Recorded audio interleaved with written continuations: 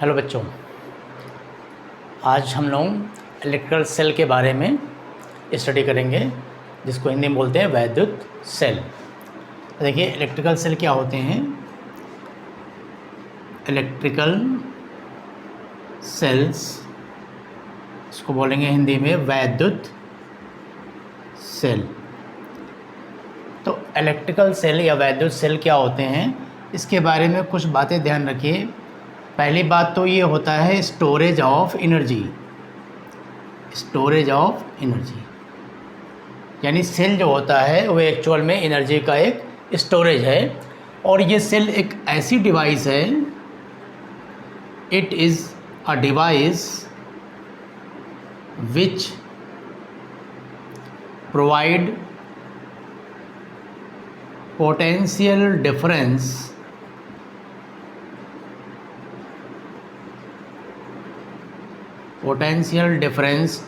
या सीधे कहते हैं विच प्रोवाइड एनर्जी, सीधे बोल दिया, which provide energy to electrons या पॉजिट्रॉन्स, जो भी मूव कर रहे हों, पॉजिटिव चार्ज या इलेक्ट्रॉन्स। वैसे मेन इलेक्ट्रॉन्स ही मूव करते हैं मेटल वगैरह के अंदर। Electrons, positron to move in the conductor. किसी भी कंडक्टर में जब इलेक्ट्रॉन या पॉजिट्रॉन मूव करते हैं, यानी चार्ज मूव करते हैं, तो चार्ज को मूव करने के लिए जो एनर्जी चाहिए, चार्ज को मोशन के लिए एनर्जी चाहिए, वो एनर्जी हमको ये सेल ही प्रोवाइड करता है। और ये किस तरह से प्रोवाइड करता है, तो हम कहेंगे ये मेंटेन रखता है, it maintain the flow of charge in circuit. किसी सर्किट में करंट के फ्लो को ये बनाए रखता है, चार्ज के फ्लो को बनाए रखता है, मेंटेन रखता है। एक ही बात कई तरीके कह सकते हैं, है ना। नेक्स्ट पॉइंट ये बन सकता है, it maintain the potential difference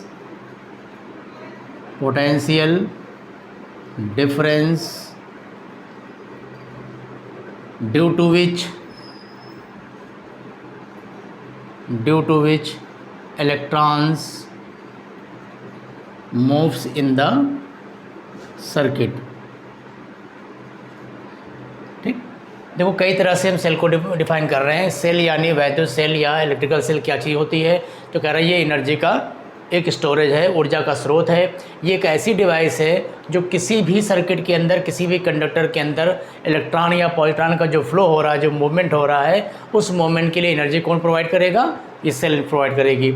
दूसरा इस तरह से कह सकते हैं कि बैटरी या सेल क्या करता है, ये किसी भी सर्किट के अंदर फ्लो ऑफ चार्ज को मेंटेन रखता है, यानी आवेशों के प्रवाह को बनाए रखता है। नेक्स्ट है, it maintain the potential difference due to which electron moves in the circuit. किसी भी सर्किट के अंदर ये पोटेंशियल डिफरेंस को मेंटेन रखता है ताकि इलेक्ट्रॉनों का मूवमेंट जारी रहे। क्योंकि हमने कंडक्टर चैप्टर में पढ़ा था कि अगर ये कोई कंडक्टर है, सपोज़ कर लीजिए कोई कंडक्टर है, इसमें बहुत सारे फ्री इलेक्ट्रॉन्स हैं, इसकी प्रूविंग हम लोगों ने की थी ओम लॉ वगैरह में, है ना। तो ये फ्री इलेक्ट्रॉन्स बहुत सारे हैं, लेकिन ये फ्री इलेक्ट्रॉन इस मेटल के अंदर इधर उधर जिगजैग मोशन करते रहते हैं, एक डिफरेंट डायरेक्शन में सभी इलेक्ट्रॉन नहीं चलते। इसलिए हम लोग कहते हैं इसके अंदर रिजल्टेंट फ्लो ऑफ चार्ज यानी रिजल्टेंट करंट ज़ीरो होता है। लेकिन जब इसी कंडक्टर को दोनों एंड हम एक सेल से जोड़ देते हैं, तब हम कहते हैं इसके अंदर करंट का फ्लो होने लगा।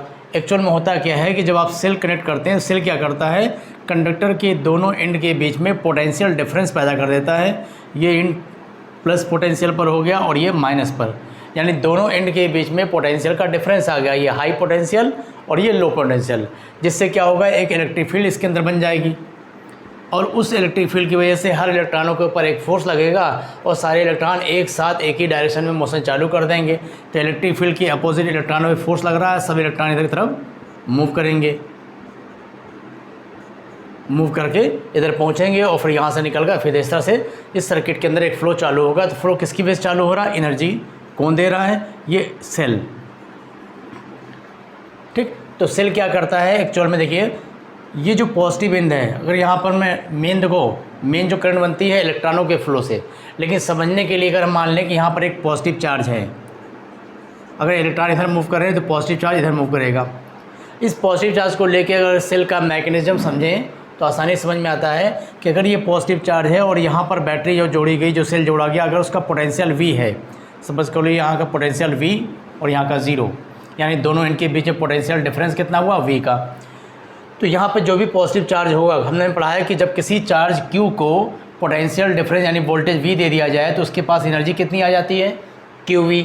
तो यहाँ पे जो सेल जोड़ी गई है, जो यहाँ पे पोटेंशियल दे रही है V का, तो यहाँ पे जो भी पॉजिटिव चार्ज होगा उसके पास एनर्जी आ जाएगी QV। उस एनर्जी को लेके ये पॉजिटिव चार्ज मोशन कर रहा है, यहाँ तक मोशन करते करते आया, यहाँ पर आने के बाद पोटेंशियल कितना है 0, इस एंड का पोटेंशियल 0, यानी यहाँ पे इसकी एनर्जी कितनी हो गई 0। तो बाकी एनर्जी सब कहाँ गई, तो बाकी सारी एनर्जी जो बीच का जो कंडक्टर है, कंडक्टर का जो रेजिस्टेंस है, उसने इसकी सारी एनर्जी को ख़त्म कर दिया। क्योंकि जब ये चार्ज यहाँ से मूव किया तो रास्ते में टक्कर होते होते सब यहाँ पे एनर्जी इसकी 0 हो गई। 0 एनर्जी लेकर जब यहाँ पर वो पहुँचा उसके पास एनर्जी 0 थी और आगे फिर उसको वापस जाना था। अगर नहीं जाएगा तो करंट का फ्लो बंद। तो हम क्या करेंगे, जैसे ही एनर्जी 0 हुई, अब यहाँ पे सेल का काम होता है कि सेल वापस इसको इतना ही पोटेंशियल देगा। तो वापस सेल फिर इसको इतना पोटेंशियल दिया, यानी इसको एनर्जी दिया और कहा फिर चलो। तो ये चार्ज फिर यहाँ से चला, इसे आया और यहाँ से फिर धीरे धीरे धीरे स्पीड स्लो होते होते यहाँ पे एनर्जी फिर 0 हुई, यहाँ पे वापस आ गया, वापस आया, सेल ने फिर एनर्जी दी। तो बार बार क्या कर रहा है, सेल इसको एनर्जी देती रहती है। तो ये जो चार्ज का मोशन इस सर्किट के अंदर कंटिन्यू बना हुआ है, ये किसकी वजह से है, सेल की वजह से। सेल इसको कंटिन्यू मोशन के लिए एनर्जी दे रही है बार बार। तो सेल क्या करती है, किसी भी सर्किट के अंदर चार्ज को प्रोवाइड नहीं करती, बल्कि क्या करती है, चार्ज तो वही है, चार्ज वही बार बार मोशन कर रहा है। बस क्या हो रहा है कि चार्ज यहाँ से इसने बहुत ज़्यादा एनर्जी लेके भेजा चार्ज को, चार्ज आगे बढ़ा, लेकिन बार बार टक्कर से या उस सर्किट के रेजिस्टेंस से या जो भी चीज़ आप वहाँ पे इस्तेमाल कर रहे हैं उसमें क्या हो रहा है, एनर्जी खर्च हो रही, खर्च होते होते इसकी एनर्जी जब वापस माइनस पर आता है उस समय तक इसकी एनर्जी 0 हो जाती है। तो वापस को दोबारा फिर एनर्जी देकर वापस भेजता है। इस तरह से पूरा सर्किट चलता रहता है। और ये सेल का काम सिर्फ क्या होगा, उस सर्किट के अंदर चार्ज के फ्लो को मेंटेन रखना, करंट के फ्लो को बनाए रखना। इसके लिए बार बार एनर्जी प्रोवाइड करता रहती है सेल। जब तक इसके पास एनर्जी होगी प्रोवाइड करती रहेगी। जब एनर्जी इसके बाद ख़त्म हो जाएगी, करंट का फ्लो बंद हो जाएगा, सेल हमारा बेकार हो गया, सेल को चेंज कर लेते हैं। तो इस तरह से हम देखते हैं कि सेल जो होता है एक्चुअल में किसी भी सर्किट के अंदर जो चार्ज फ्लो हो रहे हैं, जो इलेक्ट्रॉन फ्लो हो रहे हैं या प्रोटॉन फ्लो हो रहे हैं, पॉजिट्रॉन वगैरह, तो उसमें ये एनर्जी केवल प्रोवाइड करता है। अगर कोई ये सोचे कि बैटरी जो है वो चार्ज प्रोवाइड करती है, वहाँ से चार्ज निकलते हैं, तो चार्ज नहीं प्रोवाइड करती, ये सिर्फ चार्ज को एनर्जी बार बार देती रहती है ताकि बार बार मोशन बना रहे। ये चार्ज का मेन काम होता है। तो ये चार्ज की छोटी छोटी बातें हम लोग देखें। इसके बाद इसको समझने के लिए देखिए, चार्ज जो सेल होती है एक्चुअल में सेल क्या कर रही है, सेल एनर्जी का स्टोरेज है। और स्टोरेज भी ना कह के आप ये कह सकते हो कि सेल एक ऐसी डिवाइस है जो ऑल टाइप्स ऑफ एनर्जी को इलेक्ट्रिकल एनर्जी में चेंज करती है। इस बेस पे हम लोगों ने सेल कई तरह के पढ़े। एक सेल होता है आपका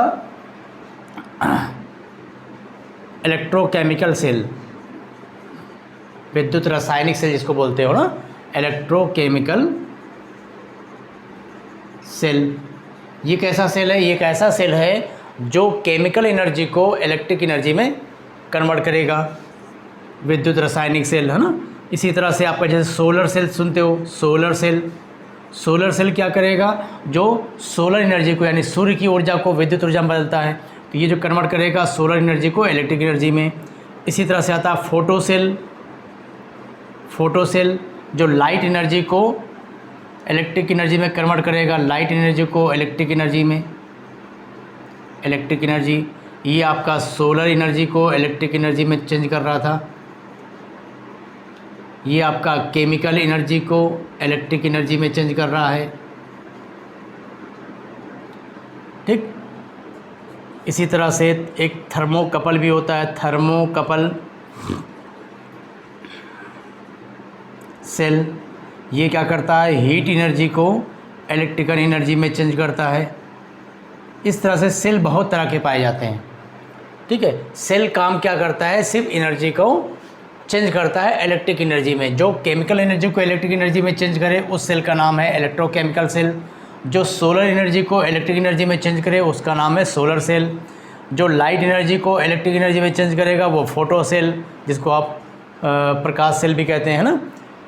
और ये हो गया आपका थर्मोकपल सेल, ताप युग्म सेल।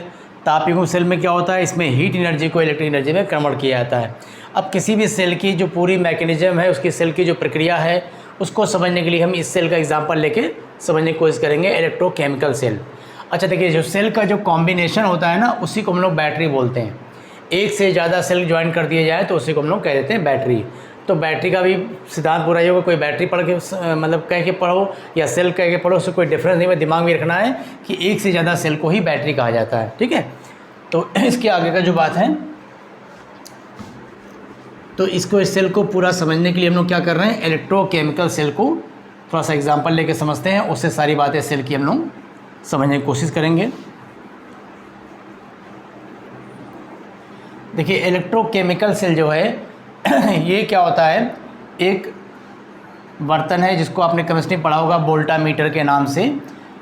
इसमें क्या होता है, कोई लिक्विड जिसको आप इलेक्ट्रोलाइट बोलेंगे, इसमें जो भी विलयन भरा हुआ है इसको हम क्या बोलते हैं, इलेक्ट्रोलाइट, विद्युत अपघट्य। इसके अंदर क्या पढ़ते थे कि दो मेटल की रॉड होती है, धातु की दो छड़ें ली जाती हैं जो इसके अंदर डूबी हुई हैं।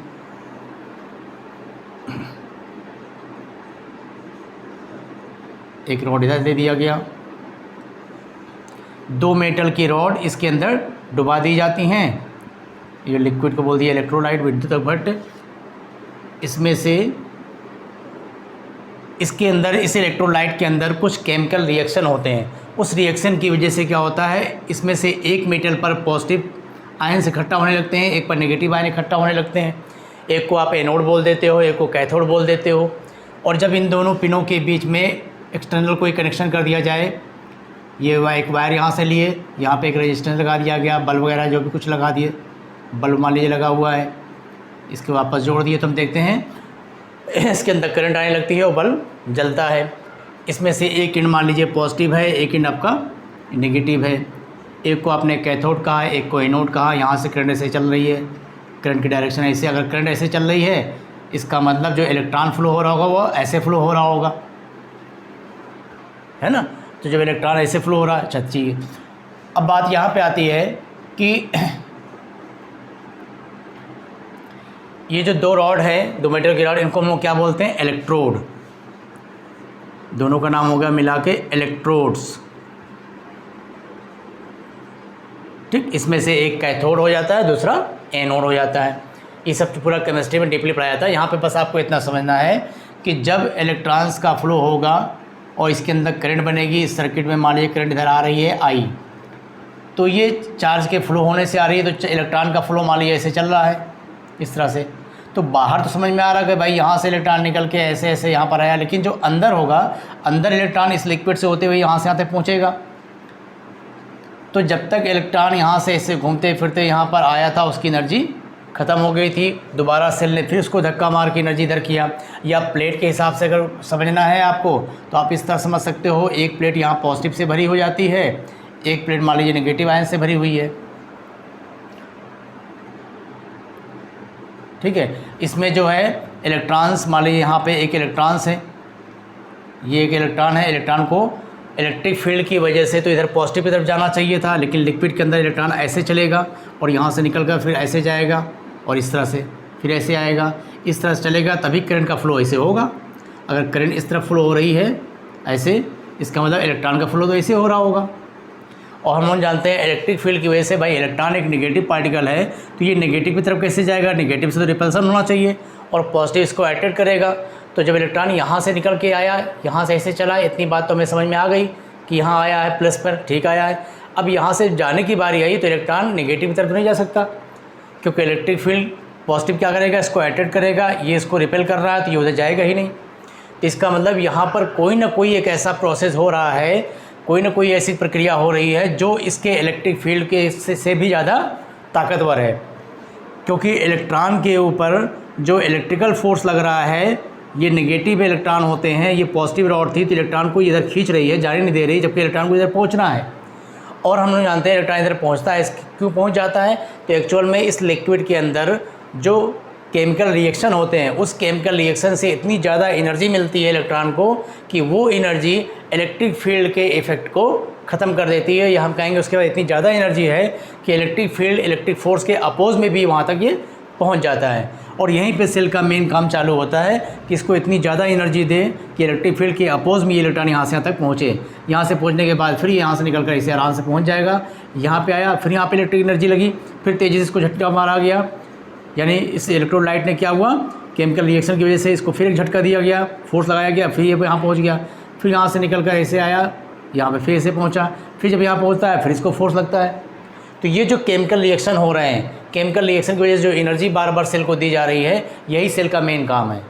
सेल का यहीं पर मेन काम होता है कि बार बार इसको एनर्जी प्रोवाइड करना है ताकि ये इस सर्किट के अंदर फ्लो बनाए रखे। अगर सेल एनर्जी ना देता तो ये इलेक्ट्रॉन यहाँ पर आकर रुकता, इधर कभी जाने की कोशिश नहीं होती उसकी, क्योंकि नेगेटिव तरफ नहीं जा सकता, ठीक है, क्योंकि इलेक्ट्रिक फील्ड बाई इस तरफ है, इलेक्ट्रिक फील्ड के अपोजिट इलेक्ट्रॉन चलता है। तो ये हम लोग समझ गया कि सेल जो होता है एक्चुअल में इलेक्ट्रॉन को किसी सर्किट में फ्लो होने के लिए एनर्जी प्रोवाइड करता है। उसको हम लोग कंडक्टर से भी समझ गए, यहाँ से भी समझ गए। अच्छा, अब इसके बाद बात ये आ रही है कि ये जो फोर्स नाम आप पढ़ रहे हो कि जब इलेक्ट्रॉन यहाँ पर पहुँचा, इलेक्ट्रिक फील्ड के अपोज में उसको जाना है, नॉर्मल कंडीशन में तो नहीं जा सकता, लेकिन केमिकल रिएक्शन यहाँ पैदा हुआ, केमिकल रिएक्शन होने से यहाँ पे जितनी एनर्जी बनी इतनी एनर्जी बनी कि वो एनर्जी इलेक्ट्रॉन को क्या की, एक फोर्स लगा रही है ताकि इलेक्ट्रिक फोर्स के अपोज में वो यहाँ से यहाँ तक पहुँच जाए। ये जो सेल बार बार फोर्स लगाती है, इसी को हम लोग पढ़ते हैं इलेक्ट्रोमोटिव फोर्स के नाम से।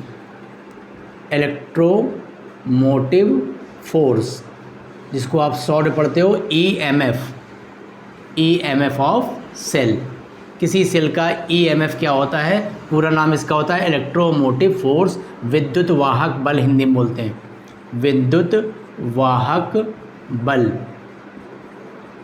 शॉर्ट में देखो हिंदी में ऐसे लिखा जाता है वी, और इस तरह के बहुत जगह पढ़े होंगे। इसका सिंबल होगा ई, ज़्यादातर किताबों में ऐसा ही लिखा है, बाकी आप कैपिटल ई भी देखो किताब में, उससे कोई दिक्कत नहीं। कैपिटल ई थोड़ा हम लोग नहीं लिख रहे इसलिए कि कैपिटल ई का इलेक्ट्रिक फील्ड भी इस्तेमाल करते हैं सिंबल, तो फिलहाल हम लोग इस तरह का ई बना लेते हैं इसमें भी, ठीक है, बाकी ई लिख दो, कोई दिक्कत नहीं है। तो ये किसी भी सेल का जो ईएमएफ होता है वो एक्चुअल में यही फोर्स की बात होती है यहाँ पे, विद्युत वाहक बल, इलेक्ट्रोमोटिव फोर्स, यानी इलेक्ट्रॉन को मोशन के लिए दिया गया फोर्स। तो सेल जो यहाँ पे एनर्जी प्रोवाइड कर रही थी, उस एनर्जी को ही हम यहाँ पे फोर्स के नाम से पढ़ रहे हैं।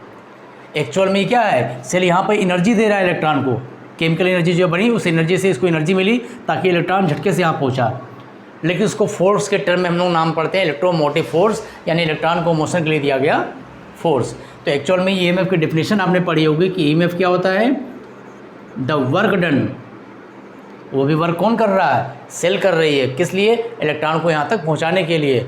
तो work done to move the electron या चार्ज बोलते हैं, work done to move unit charge, work done to move unit charge from in the circuit including cell, cell को इंक्लूड करते हुए इस पूरे सर्किट में यूनिट चार्ज को फ्लो कराने में जो सेल अपनी एनर्जी दे रही है, जो सेल वर्क कर रही है, उसको बोलते हैं सेल का ईएमएफ।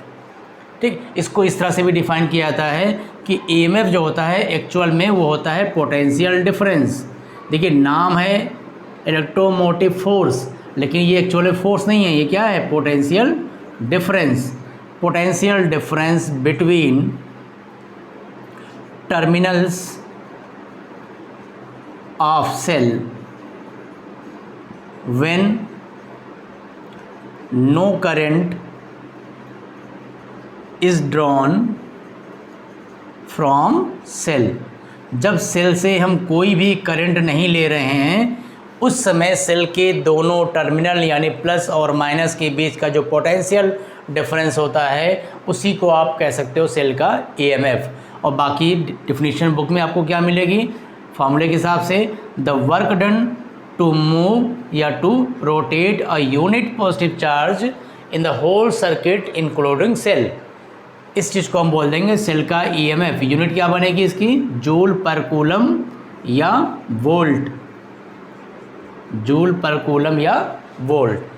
ठीक, ये ईएमएफ होगा। और समझने के लिए आप याद रखें कि ईएमएफ एक्चुअल में क्या है, सेल के दोनों टर्मिनल के बीच का पोटेंशियल डिफरेंस जब सेल को हम यूज़ ना कर रहे हो, यानी सेल से कोई करंट ना ली जा रही हो, या आप इसी को कह सकते हैं कि जो हमारा सर्किट है वो ओपन सर्किट है।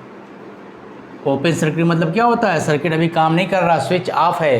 तो ओपन सर्किट, कहीं पर ये स्विच लगा हो, ये स्विच अभी ऑफ है, तो ये सर्किट हमारा ओपन सर्किट है। इस समय यहाँ पर जो टर्मिनल का पोटेंशियल डिफरेंस होगा वही कहलाएगा ईएमएफ। जब आप नई सेल बाज़ार से खरीद कर लाते हो, देखो कोई भी सेल आप लाओगे तो इस सेल के ऊपर लिखा होता है, जैसे 1 पेंसिल वाला टॉर्च लाते हैं ना, टॉर्च के लिए या घड़ी में लगाने के लिए सेल खरीद के लाते हैं, तो उसके किनारे लिखा होता है प्लस माइनस और लिखा होता है 1.5 वोल्ट। तो वो जो 1.5 वोल्ट लिख रहा है वो क्या है, वो सेल का ईएमएफ बता रहा है, क्योंकि अभी तो हम सेल को यूज़ नहीं कर रहे हैं। तो अगर सेल को जब तक यूज़ नहीं कर रहे हैं, उसके टर्मिनल के बीच का जो पोटेंशियल डिफरेंस है वो कितना है, 1.5 वोल्ट। ये बता रहा है कि सेल का ईएमएफ 1.5 वोल्ट है। जब आप इसको यूज़ करेंगे उस समय आपको 1.5 मिलेगा या नहीं मिलेगा ये अलग की बात है, लेकिन सेल कह रहा है कि मेरे दोनों टर्मिनल के बीच का पोटेंशियल का डिफरेंस 1.5 है, यानी किसी भी सर्किट में हम 1.5 वोल्ट का पोटेंशियल डिफरेंस पैदा कर सकते हैं। ये सेल की अपनी खूबी है कि इतना ईएमएफ ये लगा सकती है, इतना पोटेंशियल डिफरेंस लगा सकती है। ठीक है, तो ईएमएफ क्लियर हुआ। ईएमएफ क्या होता है, सेल जब इलेक्ट्रॉन को एनर्जी प्रोवाइड करता है तो इलेक्ट्रॉन इलेक्ट्रिक फील्ड के अपोजिट डायरेक्शन में मूव करता है, उसके लिए उस इलेक्ट्रॉन को एनर्जी चाहिए और वो एनर्जी सेल प्रोवाइड करती है। कैसे प्रोवाइड करती है, जब इलेक्ट्रॉन वहाँ पहुँचता है तो उसको झटके से एक फोर्स देती है, उसी को हम लोग बोल दिए इलेक्ट्रोमोटिव फोर्स। अच्छा, अब इसके बाद बात आती है इंटरनल रेजिस्टेंस और potential terminal voltage. Terminal voltage क्या होता है, देखिए टर्मिनल वोल्टेज, इसको पढ़ेंगे वी। वोल्टेज W/Q, ये भी फार्मूला होगा। लेकिन अभी ईएमएफ को भी हम लोगों ने पढ़ा था, E = W/Q, ये भी यही पढ़ रहे हैं, work done to move a unit charge in circuit. लेकिन फ़र्क क्या करेंगे, उसमें होगा work done to move a unit charge in the whole circuit including cell. इसमें सेल को छोड़कर केवल सेल के प्लस टर्मिनल से लेकर माइनस टर्मिनल तक, जो भी हमारी सेल बनी थी हम लोगों की, ये जो रॉड थी, इसका प्लस टर्मिनल से लेके माइनस टर्मिनल तक जो एक्सटर्नल हमारा सर्किट था, उस सर्किट में चार्ज को यहाँ से यहाँ तक फ्लो कराने में जो वर्क होगा वो कहलाएगा टर्मिनल वोल्टेज। और पूरा यहाँ से यहाँ तक वर्क हुआ, फिर यहाँ से यहाँ तक जो वर्क होगा, इस पूरे को लेते हैं तो होता है ईएमएफ। ठीक है, तो ईएमएफ और पोटेंशियल टर्मिनल वोल्टेज में क्या डिफरेंस है, ईएमएफ भी हमारा पोटेंशियल डिफरेंस था, ये भी पोटेंशियल डिफरेंस है। ईएमएफ हमारा पोटेंशियल डिफरेंस था जब सेल से कोई करंट ना ली जा रही हो, यानी सर्किट हमारा ओपन सर्किट हो, और इसमें हम लोग लिख देंगे ये भी पोटेंशियल डिफरेंस होता है। पोटेंशियल डिफरेंस है ना, potential difference between terminal of cell when it is used या when सर्किट इज़ क्लोज्ड। सीधा सिंपल से बोल दें, जब सर्किट क्लोज्ड है यानी हम इस सेल से करंट ले रहे हैं, कुल मिला कहते हैं सेल को यूज़ कर रहे हैं। जब तक हम सेल को यूज़ नहीं कर रहे थे, उसके ऊपर जो लिखा था 1.5 वोल्ट, वो क्या था, उसका ईएमएफ था। लेकिन जब हम इस सेल को यूज़ करेंगे, इससे करंट लेंगे, तो उस समय सेल के दोनों टर्मिनल के बीच जो एक्सटर्नल वोल्टेज आपको मिलेगा, टर्मिनल वोल्टेज, उसको हम लोग पढ़ रहे हैं, उसको बोलते हैं टर्मिनल वोल्टेज। और ये टर्मिनल वोल्टेज हमेशा ई से कम मिलता है हमको। वैसा क्यों होता है, उस रीजन को समझना है। और वर्क वाली डेफिनेशन से क्लियर हुआ कि यूनिट चार्ज को सेल सहित पूरे परिपथ में रोटेट करने के लिए जो सेल एनर्जी देता है वो ईएमएफ है, और सेल को छोड़कर केवल आउटर सर्किट में चार्ज को मूव कराने के लिए सेल जो एनर्जी देती है वो क्या है, टर्मिनल वोल्टेज। तो जाहिर है कि हमको पूरे सर्किट में ज़्यादा वर्क करना पड़ेगा, और केवल बाहर जो वर्क हो रहा है उसको हम लोग वी बोल रहे हैं। तो ई और वी में अगर कंपेयर करें तो ई हमेशा ज़्यादा होगा। अब इस चीज़ को हम लोग एग्जांपल लेके समझते हैं। सपोज़ करिए कि हमारे पास एक ये सेल है, एक ये सेल है 12 वोल्ट की, ठीक है, 12 वोल्ट की एक सेल है, और यहाँ पर एक रेजिस्टेंस है। कोई भी सर्किट में कोई बल्ब या कोई चीज़ आप यूज़ कर रहे हो जिसका रेजिस्टेंस मान लीजिए 6 ओम है। इसमें हमने कनेक्शन किया बैटरी का, 12 वोल्ट की बैटरी है, तो हमें यहाँ से करंट मिलेगी। यहाँ से कितनी करंट इसके अंदर जाएगी, तो आप ओम लॉ कैलकुलेट कर सकते हो। I = V/R, 12 वोल्ट की बैटरी है, रेजिस्टेंस है 6, तो करंट आई 2 एम्पियर की। तो हमें पता चला यहाँ से 2 एम्पियर की करंट यहाँ से निकली है, और यही 2 एम्पियर की करंट यहाँ पर आई। तो जब 2 एम्पियर की करंट आई तो इसके पास कितना वोल्टेज आया, इसके वोल्टेज को अगर हमें चेक करना तो हमने देखा V = IR फार्मूला लगाया जाए तो 2 एम्पियर की करंट इसके पास आई है, और 6 ओम का रेजिस्टेंस था यानी 12 वोल्ट। तो 12 वोल्ट की बैटरी थी और इसका वोल्टेज कितना मिला, 12 वोल्ट, यानी पूरा वोल्टेज को मिल रहा है। बैटरी अपनी पूरी वोल्टेज को दे रही है, यहाँ पे हमें 12 वोल्ट मिल रहा है। लेकिन ये फॉर्मूले से ऐसा समझ में आ रहा है, लेकिन एक्चुअल में ऐसा नहीं होता है। यहाँ पर इसको 12 वोल्ट नहीं मिल पाता, क्योंकि एक्चुअल में 2 एम्पीयर करंट यहाँ से नहीं आती। ठीक है, ऐसे हम लोग को समझ में आ रहा है भाई 12 वोल्ट है, ठीक है, यहाँ से 2 एम्पीयर करंट निकली, इसको 12 वोल्ट मिल गया, पूरा समझ में आ रहा बात। लेकिन एक्चुअल में अगर देखेंगे प्रैक्टिकली ये चीज़ नहीं होती। अगर इसको हम लोग वोल्ट मीटर और अमीटर लगा कर चेक करें तो आप देखेंगे ना तो आपको 2 एम्पीयर करंट मिल पाएगी और ना 12 वोल्ट का वोल्टेज मिलेगा।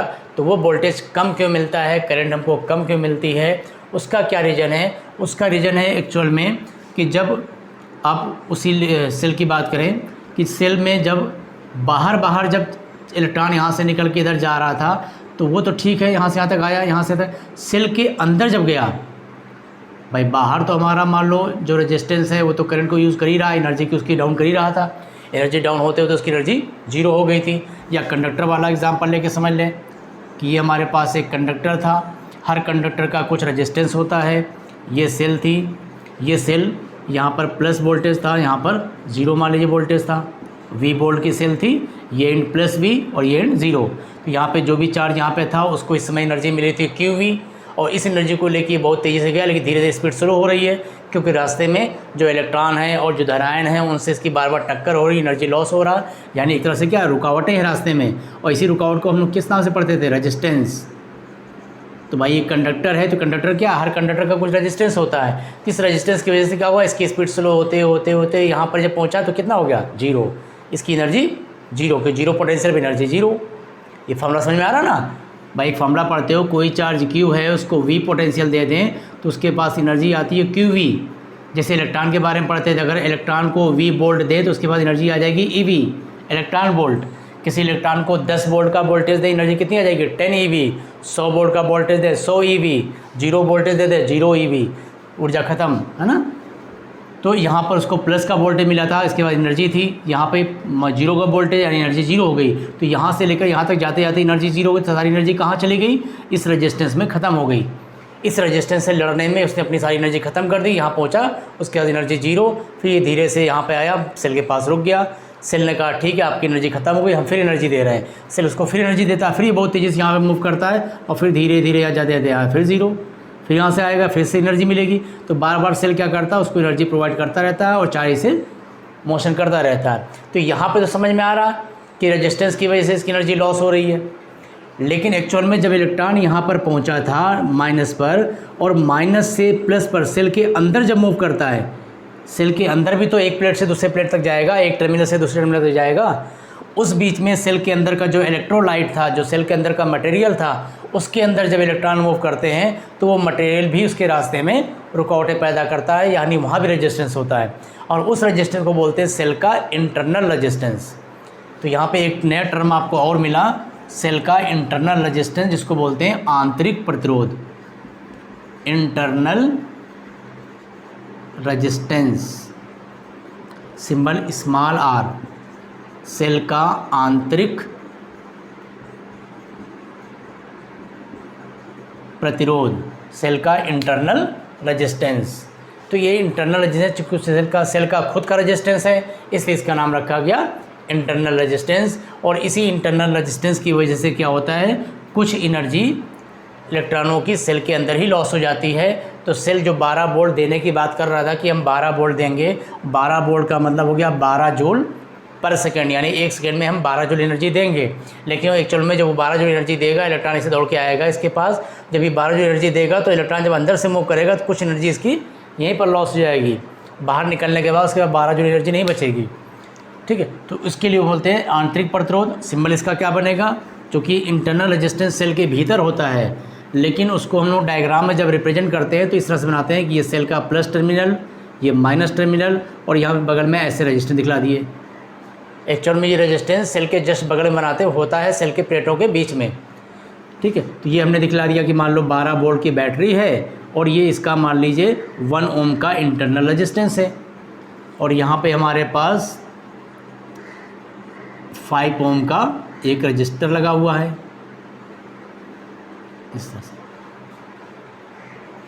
ठीक है, पिछली बार 6 ले लिया, चलो कोई बात नहीं, 5 ले लेते हैं। अगर ये इंटरनल रेजिस्टेंस ना होता तो 12 वोल्ट की बैटरी यहाँ पर कितनी करंट भेजती, तो हम पढ़ते हैं I=V/R के हिसाब से 12/5 यानी 2.4 एम्पियर की करंट यहाँ पे भेजता, और ये 2.4 एम्पियर करंट यहाँ पे जाती तो इसके पास वोल्टेज कितना मिलता, तो V=IR फॉर्मूला लगाते, 2.4 एम्पियर की करंट, 5 ओम का रेजिस्टेंस, तो पूरा 12 वोल्ट यहाँ पर मिलता। लेकिन एक्चुअल में नहीं होता है ऐसा, क्योंकि इसका कुछ इंटरनल रेजिस्टेंस है, और इसकी वजह से यहाँ से जो सेल निकलेगी, यहाँ से जो करंट निकलेगी वो कितनी निकलेगी, तो कैलकुलेट करो। अब इस सर्किट का रेजिस्टेंस हो गया 5 और 1 6, यहाँ से करंट कितनी निकली V/R, V हो गया 12, ये हो गया 6 यानी 2 एम्पियर, तो यहाँ से 2 एम्पियर करंट निकली।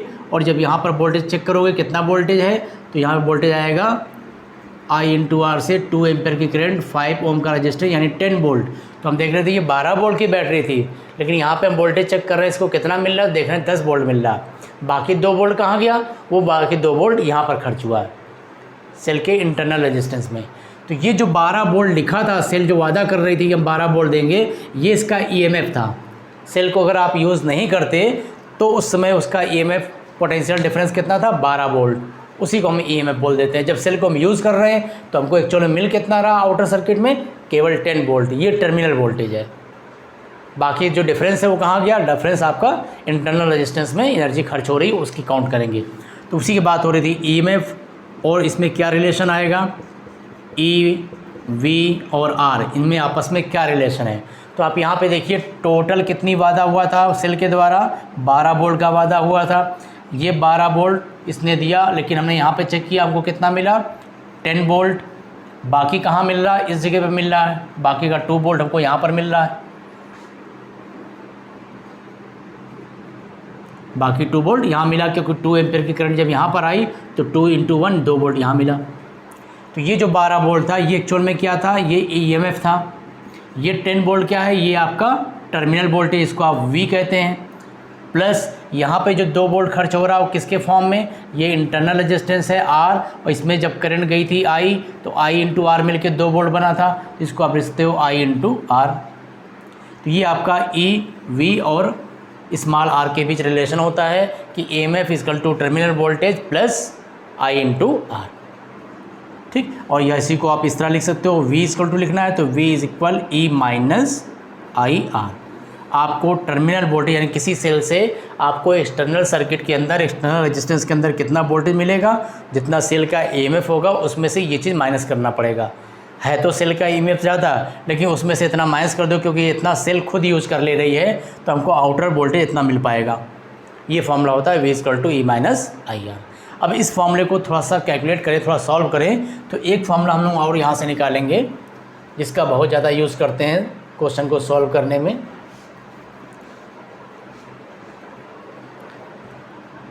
देखिए V = E - IR। V क्या चीज़ है, जो हमको इस एक्सटर्नल रेजिस्टेंस के अंदर वोल्टेज मिल रहा था उसी को V बोलते थे। अगर एक्सटर्नल रेजिस्टेंस का सिंबल बना दें R, यहाँ से जो करंट चली थी I, तो ये I × R मिल के ही तो 10 वोल्ट हुआ था।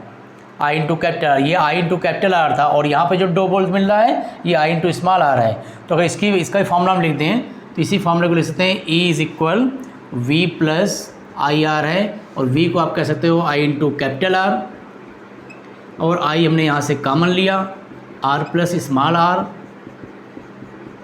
तो I = हो गया E/R + R।